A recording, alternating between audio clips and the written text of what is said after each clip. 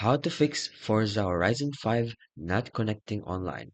So in order to fix this, first you can check your server status. So if you are experiencing connection issues while playing Forza, you can check first the Forza support Twitter or down detector site to make sure servers are not down.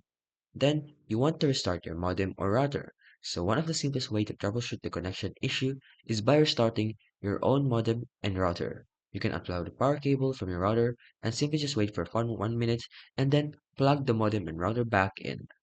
Then another way is to switch to a wired connection.